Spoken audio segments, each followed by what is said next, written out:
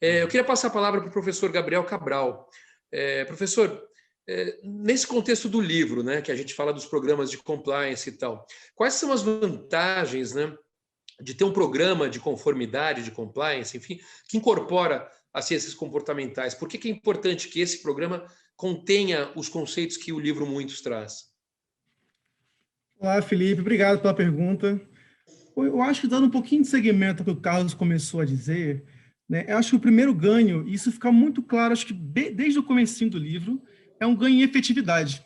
Né? E o ganho de efetividade se dá por uma questão que é muito simples, que aí vai bem do cerne do nosso livro. No nosso livro, nós explicamos como criar uma abordagem de programas de compliance que seja pluralista. Então, a ideia não é botar de lado os poucos, né? Esses poucos são pessoas que fazem cálculos o tempo todo, né?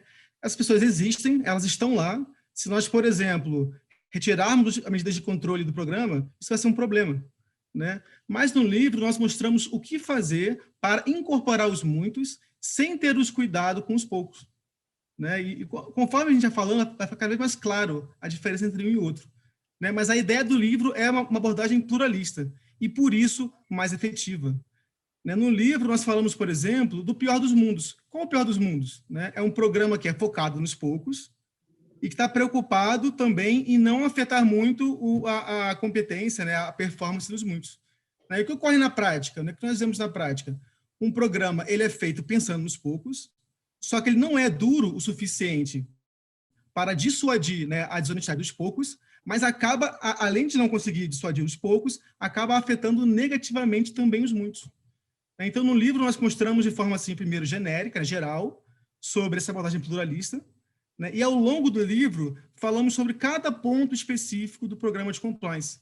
Né? Revisamos a literatura científica e nossa experiência e mostramos o que pode ser feito, por exemplo, para tornar mais efetivos o código de ética, treinamentos, comunicações internas, né? Por exemplo, muito se fala do tone at the top, né? Como passar a imagem de que os líderes têm preocupação com o combate à corrupção, à desonestidade, né? No livro mostramos isso com muita calma, né? Com muitos detalhes, com exemplos. É um livro bem rico nesse ponto, né? Mas só que podemos ir além disso, né? No livro também mostramos que, ao incorporar especialmente métodos, né, das ciências comportamentais, nós podemos ter maior capacidade de demonstrar, né, primeiro avaliar, né, de forma rigorosa, e depois demonstrar o impacto das medidas de compliance. Né? Na nossa pesquisa sobre o livro, nós percebemos que é muito comum que programas de compliance tenham suas medidas baseadas em métodos pouco rigorosos, geralmente com base em tentativa e erro. Né? A gente olha para um problema, tentamos uma coisa, aquilo é baseado muitas vezes naquilo que nos parece o mais intuitivo, né? O que se percebe que esse é um processo que pode ser muito lento, às vezes é muito arriscado e geralmente é muito pouco eficiente. Né? Demora-se muito para chegar naquela medida que a gente queria desde o começo. Né? A gente fala no livro sobre várias armadilhas comportamentais, né? A gente cria uma comunicação que parece que, assim, não temos dúvida que vai dar certo. E aí, meses depois, percebemos que deu tudo errado. Né? E no livro a gente mostra com muita clareza quais são as armadilhas, quais são os percalços. Né? E, por fim, acho que não menos importante, né, o Pedro comentou aqui de economia, de gastos, né, de questões econômicas. Nós também não podemos negar que, com base no conhecimento das ciências comportamentais, nós também podemos diminuir custos das medidas. Né? No livro falamos muito sobre simplificações, sobre ajustes e sobre nudges, né, que é uma técnica muito específica da nossa área, né, que são intervenções mais sutis. Eu acho que não vale a pena aqui fazer muito spoiler, acho que no livro está bem explicadinho. Né? Mas, então, nós temos também a redução de custos econômicos das medidas, né? E, por fim, não menos importante, a diminuição também de custos comportamentais. Né? O que significa isso?